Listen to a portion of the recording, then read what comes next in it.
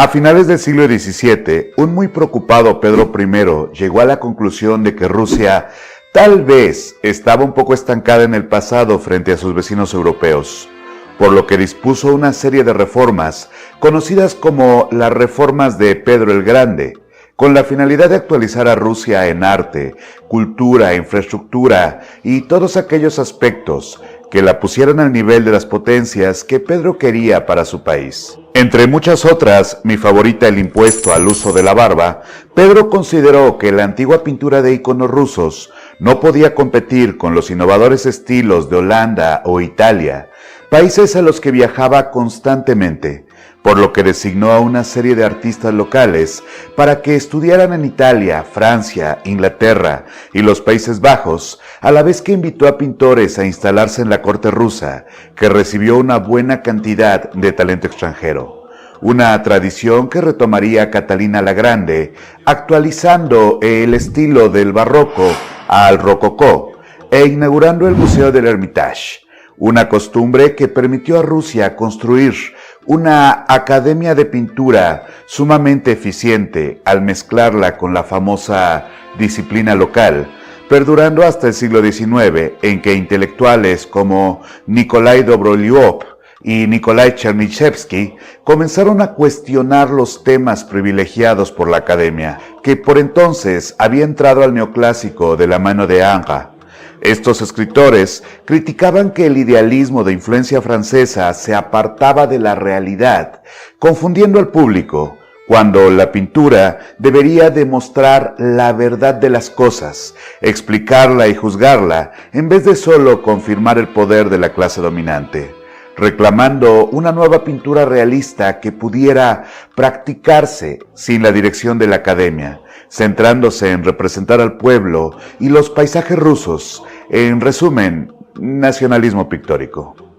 Obviamente, la academia no se tomó muy bien esta postura y siguió cultivando la producción de temas históricos y mitológicos, así como los retratos de la nobleza, priorizando la técnica tradicional, algo que de hecho todavía hace, frente al contenido de las obras, considerando el realismo meramente populista, amenazando a los desertores con la expulsión de los salones oficiales. Y bueno, todo el mundo sabe que si le dices a un pintor que no haga algo, probablemente va a terminar haciéndolo. Y para 1863, 13 artistas liderados por Iván Kramskoy crearon la llamada Peredvisniki, también llamada Wanderers, o para más fácil, la Sociedad de Exposiciones Ambulantes, que proclamaba la recuperación de la pintura de íconos tradicional, pero con un tratamiento naturalista. Para molestia de la academia, la Sociedad de Exposiciones Ambulantes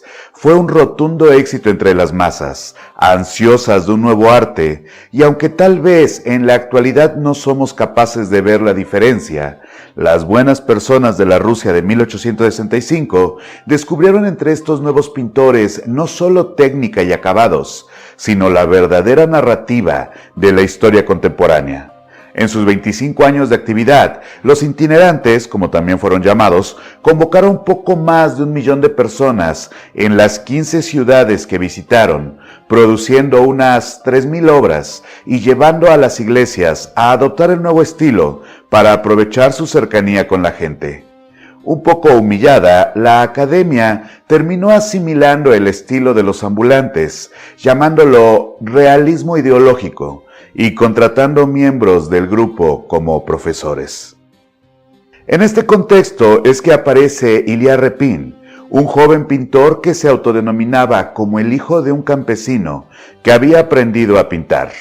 Aunque, de hecho, su padre era un veterano de guerra curtido en el campo de batalla durante 27 años, lo que le había dado una cierta posición social en la clase media. Nacido en 1844, Repin había viajado a Italia y Francia como parte de su formación artística, y en 1873 ya tenía importantes encargos como el del duque Vladimir Alexandrovich, que le encargó la memorable obra Los Sirgadores del Volga, tras ver algunos estudios del pintor sobre el tema. exhibiéndose en la Exposición Internacional de Viena, haciéndolo merecedor de una beca de la Academia de Bellas Artes para viajar a Austria, Italia y París en el tradicional recorrido para actualizar las artes rusas. Permaneció en París durante 2 años, impregnándose de los últimos coletazos del simbolismo y dejándose seducir por la primera exposición impresionista de 1874, que como a tantos otros le impactó al grado de imitar el estilo de Manet, alabando la libertad de los impresionistas y su veracidad infantil, si bien la falta de compromiso social del nuevo estilo lo hacía insuficiente para el ruso que en 1876 fue requerido en Rusia para comenzar las labores de divulgación de sus hallazgos europeos, a lo que accedió alegando la imposibilidad de trabajar en serio en el París de la Belle Époque. Ese mismo año nace su hijo Yuri y Repin se integra al ya mencionado movimiento de los itinerantes. Pinta Iván el Terrible y su hijo, provocando la furia de la crítica, del sistema e incluso de sus compañeros, que le dan la espalda por atraer la atención del sistema de censura oficial. La pintura es atacada en un par de ocasiones y finalmente, a pedido del zar, es retirada de la vista del público, aunque tras una revisión más minuciosa, el mismo zar solicita su restitución. Repin no era un pintor común y corriente. La brutal honestidad con la que representaba hechos y personajes le valieron burlas de los conservadores que reclamaban la falta de estética de sus obras y de los liberales que simplemente no entendían el punto de meterse en problemas con mensajes ambiguos, por lo que el artista se dispuso a crear obras un poco menos agrestes para el gusto de la mayoría, como en No lo esperaban, la versión pictórica de un drama novelesco. Pero como dicen, las grandes mentes se atraen, y en 1880 el escritor León Tolstoy busca al pintor en su casa de Moscú con la finalidad de encargar un retrato, lo que desembocó en una amistad de más de 30 años hasta la muerte del escritor en 1910. La relación con Tolstoy puso a Repin en el radar de otros intelectuales que encargaron obra al pintor. Tal fue el caso de Mikhail Glinka o Anton Rubinstein, que si no los conocen, les dejo un par de links a su trabajo aquí abajo. Para este momento, los elogiosos textos de Tolstoy sobre el pintor le habían dado la reputación de ser un artista del pueblo, ganando la simpatía de propios y extraños, excepto de su esposa, de quien se separa en 1887. A favor de Vera, la pareja de Repin, la verdad es que el pintor no pasaba mucho tiempo en casa. Constantemente salía de viaje para hacer anotaciones sobre los paisajes que utilizaría como fondos de su obra. Comprometido con el verismo, Repin se negaba a utilizar escenas genéricas para cuadros ubicados en territorios específicos. Por ejemplo, para su famosa obra La respuesta de los cosacos de Zaporozhia, el artista insistió en trasladarse a las regiones cosacas para tomar notas de la fisonomía de los pobladores locales, sus paisajes y atavíos, con el objetivo de conseguir el máximo realismo, aunque está comprobado que la versión final del cuadro era una espectacular exhibición de rostros conocidos, ya que la mayoría de los modelos eran del grupo docente de la Academia de Artes, así como amigos del pintor. En 1891, los itinerantes que aún se mantenían activos proponen un nuevo reglamento interno que prohibía aceptar a los pintores jóvenes en el grupo. Un suicidio cultural realmente. Y Repin renuncia a la agrupación como protesta, dejándola sin su integrante más famoso, que empezó su nueva etapa de solista con una exposición retrospectiva en el Museo de Moscú, seguida de una gira en 1883, donde impartió clases en distintas academias en Varsovia, Cracovia, Múnich, Viena y París, y para finales del año publica Cartas sobre el arte.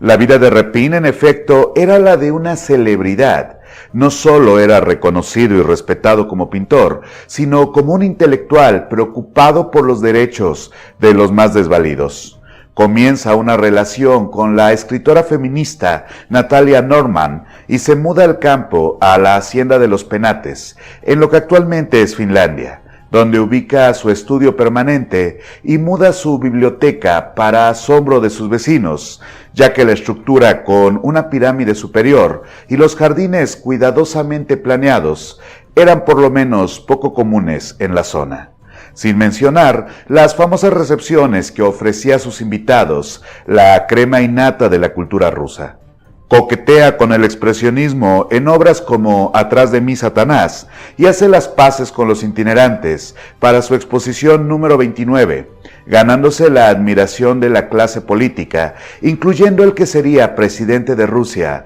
Alexander Kerensky. Tal vez, imbuido por el optimismo, pinta ¡Qué libertad!, que si le recuerda a Tarkovsky, efectivamente, es porque el director se ha inspirado en esta pintura en más de una ocasión. Y no es para menos, tal vez esta sea una de las pocas pinturas que logran mostrar el optimismo en medio de la violencia, como un monumento inamovible a la voluntad frente a la incertidumbre. Repin iba a necesitar ese optimismo. Tras haber recibido importantes encargos oficiales, las manifestaciones de San Petersburgo en 1905 lo llenan de desilusión, refiriéndose a ese año como el año del desastre.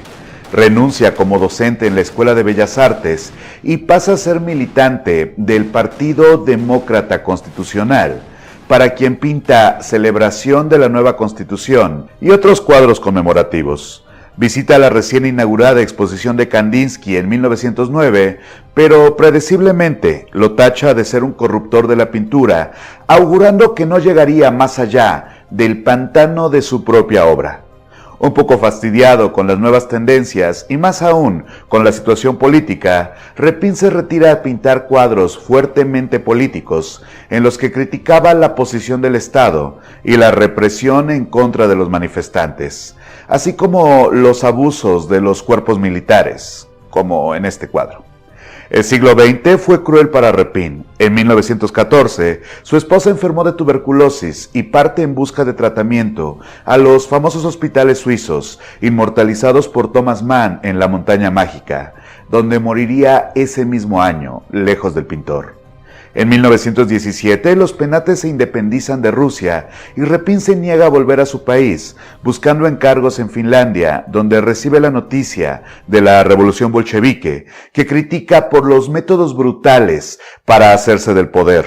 ganándose la repulsa de los pintores jóvenes que lo tachaban de hipócrita y blandengue. Adoptado por Finlandia, su nuevo hogar lo llena de honores y Repin se dedica a escribir sus memorias y ensayos críticos al régimen soviético, llegando a cambiar su nombre para no ser relacionado con las reformas bolcheviques. Aunque para 1925, Stalin manda una comitiva encabezada por Isaac Brodsky, exalumno de Repin, para convencerlo de asistir a las celebraciones oficiales por sus 80 años, que incluirían la muestra más grande del autor hasta el momento, en el Museo de Moscú. Y si bien la mayoría de las personas no rechazaría una invitación directa de Stalin,